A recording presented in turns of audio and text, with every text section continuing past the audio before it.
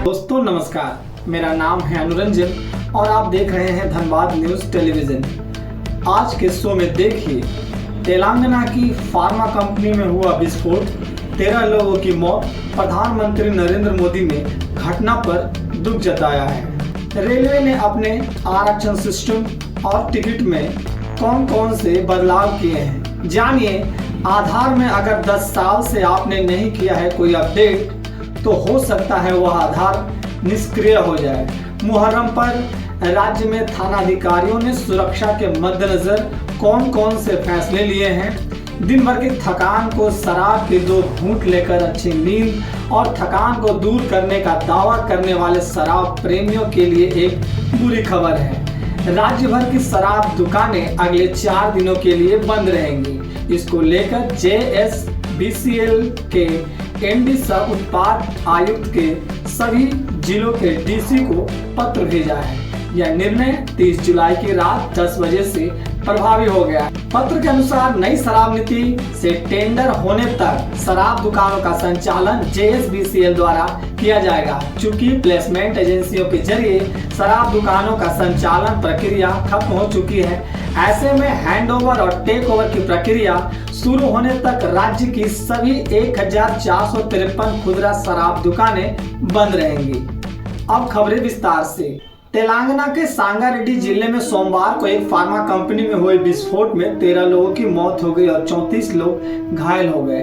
विस्फोट पसलाम औद्योगिक क्षेत्र से सिगाची दवा कंपनी के संयंत्र के रिएक्टर में रासायनिक प्रक्रिया के कारण हुआ। अभी और भी कई लोग फंसे हुए हैं, जिन्हें निकालने के लिए प्रयास जारी है। राज्य के स्वास्थ्य मंत्री दामोदर राजा नरसिम्हा ने इसकी पुष्टि की। उन्होंने बताया, धमाका फैक्ट्री के रिएक्टर में हुआ, जहां केमिकल रिएक्शन के कारण आग लग गई। हादसे के वक्त फैक्ट्री में करीब 150 लोग मौजूद थे। इनमें से 90 लोग उसी हिस्से में थे जहां विस्फोट हुआ। PM नरेंद्र मोदी ने हादसे पर दुख जताया और मृतकों के परिजनों को 2-2 लाख रुपए और घायलों को 50,000 रुपए की मदद की घोषणा की है।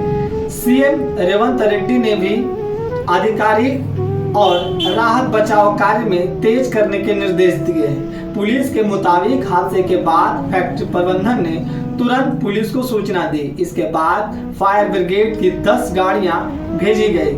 आसपास की फैक्ट्रियों में काम कर रहे मजदूरों ने बताया, धमाका इतना तेज था कि आधा किलोमीटर दूर तक इमारतों की खिड़कियों के शीशे टूट गए। एक मजदूर ने बताया कि हमने तेज आवाज सुनी और देखा आग की लपटें कई फीट ऊंची उठ रही थी। हादसे के वक्त कितने लोग थे, यह रिकॉर्ड रखने वाला व्यक्ति भी फैक्ट्री में मृत पाया गया। फैक्ट्री में धमाके के बाद करीब 10 कर्मचारी एक कमरे में फंस गए। उन्हें सुरक्षित निकालने के लिए रेस्क्यू ऑपरेशन चलाया गया। पुलिस के मुताबिक फैक्ट्री में कितने लोग हैं, इसका सटीक आंकड़ा अभी नहीं मिल पाया है, क्योंकि कर्मचारियों का रिकॉर्ड रखने वाला व्यक्ति भी इस धमाके का शिकार हो गया। अभी तक 3 शवों की पहचान हो पाई है, बाकी की DNA प्रोफाइलिंग की जा रही है। आइए अब जानते हैं भारतीय रेल IRCTC खूबसूरत। भारतीय रेल ने लगभग 6 साल बाद मेल एक्सप्रेस सहित सभी प्रीमियम ट्रेनों का किराया बढ़ा दिया है। 1 जुलाई से टिकट बुक का किराया बढ़ा हुआ किराया देना होगा, जबकि एडवांस बुकिंग अर्थात जिन्होंने 1 जुलाई से पहले अपना टिकट बना लिया है, वैसे यात्रियों पर यह नया नियम लागू नहीं होगा।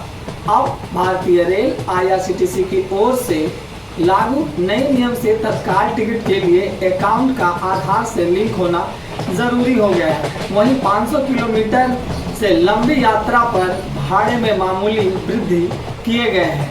1 जुलाई 2025 से रेलवे में 2 अहम बदलाव किए गए हैं। पहला बदलाव तत्काल टिकट में बुकिंग और दूसरा किराए में बढ़ोतरी से संबंधित है। IRCTC की वेबसाइट और मोबाइल ऐप पर अब सिर्फ आधार से लिंक अकाउंट से ही तत्काल टिकट बुक करा सकेंगे। साथ ही 15 जुलाई से आरक्षण काउंटर से भी OTP प्रमाणीकरण के बाद ही तत्काल टिकट दिए जाएंगे।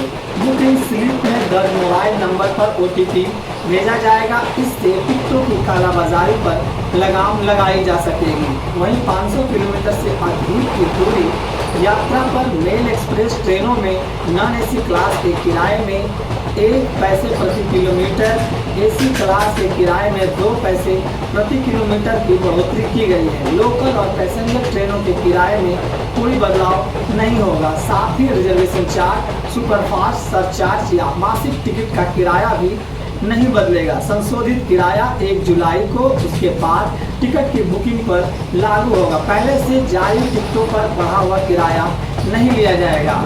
तत्काल टिकट की बुकिंग में कालाबाजारी को लेकर रेलवे ने यह ठोस कदम उठाया है। आए दिन तत्काल का मतलब होता है तुरंत, परंतु रेलवे में तत्काल का मतलब है 24 घंटे बाद, और उस 24 घंटे के बाद भी अगर कोई मरीज सीएमसी वेलोर दिखाना चाहता है या फिर कोई ज़रूरी काम से उसे ट्रेन पकड़ना हो तो तत्काल टिकट लेता है, परंतु तत्काल टिकट में कालाबाजारी बढ़ गई है। दलाल सक्रिय रहते हैं, लोगों को महंगी टिकट लेनी पड़ती है। अगली खबर मुहर्रम को लेकर है, जहां धनबाद के थाने के अलावे बरवड्डा, केंदुआ, गोविंदपुर, धनसार, बैंक मोड़ अन्य स्थानों में शांति समिति की बैठक हुई, जहां सभी थाना प्रभारी ने आदेश दिए हैं और यह सभी धर्म और सभी वर्गों के लोगों के लिए जान माल की सुरक्षा के मद्देनजर लिए गए हैं। त्योहार खुशियों को लेकर आता है। रामनवमी, मुहर्रम के अलावे अन्य जुलूस के दौरान सीधा और सुंदर दिखने वाला सटीक स्टील का लोहे का पाइप जब लोग झंडा लेकर निकलते हैं तब वह बिजली की चपेट में आ जाते हैं और त्योहार खुशनुमा माहौल मातम में बदल जाता है। आमतौर पर बिजली विभाग की तारें 15 से 20 फीट ऊपर होती है, परंतु कहीं कहीं यह तार नीचे हो सकती है और फिर आसपास के दुकानदार, मकान के लोग अपने सुविधा के अनुसार कहीं कहीं तार 15 फीट से नीचे भी रखते हैं। इसलिए फैसला लिया गया है कि 13 फीट से ऊंचा झंडा निकालने पर प्रतिबंध रहेगा। वैसे देखा जाए तो ऐसे जुलूसों के दौरान बिजली विभाग की ओर से लाइन काट दी जाती है, फिर भी लोग 11,000 वोल्ट 33,000 वोल्ट की चपेट में आ जाते हैं। मुहर्रम के दौरान जुलूस में डीजे नहीं बजेगा। मुहर्रम के लिए बड़ी मुस्तैदी के बाद रात में करबला पहुंचे सिटी एसपी, चौकसी बढ़ा दी गई है। सोमवार की रात सिटी एसपी ऋतिक श्रीवास्तव धनबाद के बैंक मोड़ स्थित करबला पहुंचे। मुहर्रम को लेकर सोमवार को बरवड्डा थाना परिसर में शांति समिति की बैठक हुई। शांतिपूर्ण ढंग से मुहर्रम मनाने का निर्णय लिया गया। सदस्यों ने मुहर्रम के दिन जीटी रोड पर खरनी से पंडुकी तक सर्विस लेन पर पार्किंग रोक लगाने का, अवैध रूप से वाहन खड़ा करने वालों पर कठोर कार्रवाई की मांग की है। डीएसपी हेडक्वार्टर शंकर कामती ने लोगों को अफवाह पर ध्यान नहीं देने की अपील की है। थाना प्रभारी रजनीकांत ने कहा कि जुलूस में 13 फीट से ज्यादा ऊंचा झंडा पूर्ण प्रतिबंध है, साथ ही डीजे नहीं बनाने की सलाह और चेतावनी भी दी। आइए अब जानते हैं आधार कार्ड से जुड़ी खबर। अब आधार कार्ड से आपका पिछले 10 सालों से अगर आपने अपडेट नहीं कराया है और या फिर वो अधिक पुराना हो गया है तो उसका बायोमेट्रिक अपडेट जल्द करा ले। ऐसा नहीं कराने पर हो सकता है आगे चलकर आपका आधार कार्ड निष्क्रिय हो जाए। भारतीय विशिष्ट पहचान प्राधिकरण ने हाल ही में एक अधिसूचना जारी कर सभी आधार धारकों से आग्रह किया है जिनका आधार कार्ड 10 साल से पुराना है वे अपना आधार अपडेट अवश्य करवा ले। खासकर अगर आपने इस अवधि में कोई अपडेट नहीं कराया है। जिला यूआईडी अधिकारी अमित कुमार सिंह ने बताया कि सरकार के आदेश के अनुसार 10 साल से अधिक पुराने आधार कार्ड धारियों को अपना बायोमेट्रिक अपडेट कराना अनिवार्य है। अगर इस दौरान कभी भी किसी ने अपना आधार अपडेट नहीं करवाया हो तो वह अवश्य करवा ले। यह आदेश उन पर लागू होगा और उन्होंने कहा कि सरकार सभी योजनाओं को आधार से लिंक करा रही है। ऐसे में नए सिरे से आधार कार्ड को अपडेट किया जा रहा है। 2011 से 2012 के बाद अब तक कई लोगों ने अपना आधार कार्ड तो बनवाया है परंतु इसे अपडेट नहीं करवाया है। आधार कार्ड अपडेट में मुख्य रूप से 2 प्रकार की जानकारियां रीवेरीफाई करना होता है। इसमें बायोमेट्रिक जानकारी में फिंगरप्रिंट, आंखों की पुतलियों की स्कैनिंग और फोटो शामिल है। उन्होंने कहा कि इन परेशानियों से बचने के लिए बच्चे का समय पर आधार कार्ड बनाना जरूरी है। वहीं डेमोग्राफिक जानकारी में नाम, जन्मतिथि, पता, मोबाइल नंबर और ईमेल आईडी शामिल है। इन जानकारियों का सही होना बेहद जरूरी है, क्योंकि अधिकतर सेवाओं में आधार से OTP वेरिफिकेशन होता है। सरकार ने नए नियम के अनुसार किसी व्यक्ति के मरने के बाद अगर नगर निगम या पंचायत स्तर पर जारी होने वाले डेथ सर्टिफिकेट बनने के बाद साथ ही मृतक का आधार कार्ड निष्क्रिय हो जाएगा। धनबाद में इसकी शुरुआत हो चुकी है।